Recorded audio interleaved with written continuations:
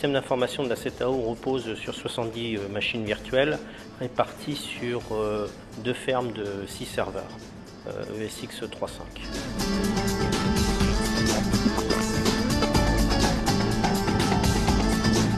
L'architecture du groupe Agrica est composée de 20 serveurs ESX 3.5 sur lesquels tournent 200 virtuelles machines, tout environnement confondu, donc production, recettes, développement, formation.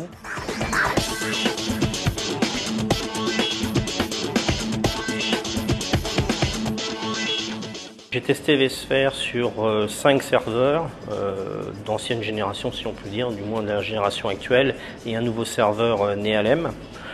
J'ai pu noter que vSphere allait beaucoup plus vite que ce que nous connaissons actuellement.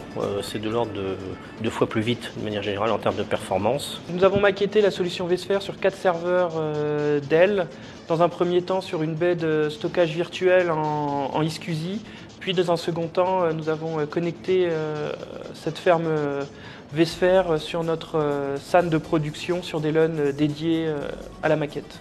J'ai volontairement mené mes tests sur les plateformes serveurs que j'utilise déjà, puisqu'aujourd'hui, crise économique aidant, nous n'avons pas forcément de budget préparé pour investir dans de nouveaux matériels. Donc il fallait que vSphere fonctionne sur le matériel existant. Là encore, j'ai pu noter des performances qui doublaient par rapport à ce que nous connaissons aujourd'hui.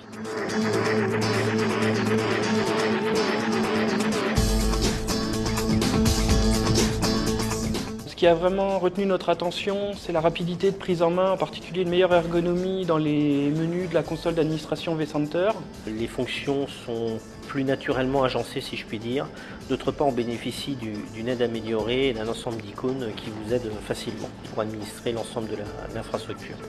J'ai testé Fault Tolerance, qui est un outil qui permet de faire de la redondance de machines virtuelles et une machine virtuelle qui tourne.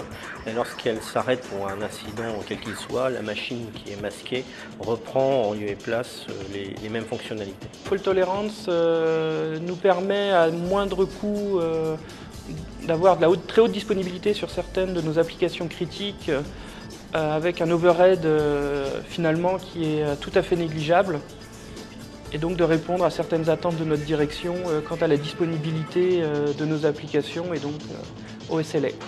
Un deuxième point intéressant dans vSphere 4 est la fonctionnalité vShield, très intéressante puisqu'elle permet d'implémenter du firewalling affiné, si je puis dire, au sein des DMZ. C'est une fonction qui sera très utile à ne pas douter dans le cadre de solutions e-commerce. On a été surpris agréablement par les performances, en particulier en iSCSI, puisque notre maquette dans un premier temps était faite en iSCSI et dans un second temps on a basculé sur notre environnement SAN et on a été agréablement surpris donc par les performances. Là aussi nous obtenons des performances qui sont de l'ordre de 2 fois plus rapides à ce que l'on connaît aujourd'hui. Une autre fonctionnalité très intéressante de vSphere 4 est la fonctionnalité DPM qui permet d'allumer ou d'éteindre des serveurs à la demande, puisque cela va conforter notre politique en termes d'économie d'énergie et de rationalisation de consommation électrique. Le plus gros apport pour Agrica de vSphere 4 va être dans un premier temps le distributed switch et donc l'arrivée du Nexus 1000V. Le Cisco Nexus 1000V va permettre d'élever les machines virtuelles que nous connaissons aujourd'hui au même niveau que les machines physiques. C'est-à-dire que sur un Nexus, on est capable de paramétrer le port, c'est-à-dire la vitesse, le duplex, les performances, créer des profils de port, ce qu'on ne pouvait pas faire sur l'ancien commutateur virtuel de niveau 2. Grâce au Nexus 1000V, les administrateurs réseau vont pouvoir reprendre la main jusqu'à la sortie réseau de la machine virtuelle, ce qui n'était pas le cas auparavant.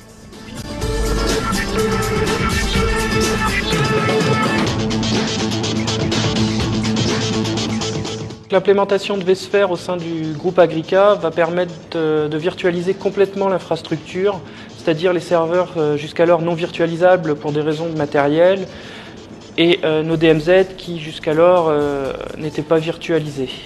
vSphere est l'outil qui nous manquait pour sauter le pas de la virtualisation pour l'ensemble des applications qui nous restaient à virtualiser. Le passage à vSphere est un outil qui va nous permettre de devenir cloud ready.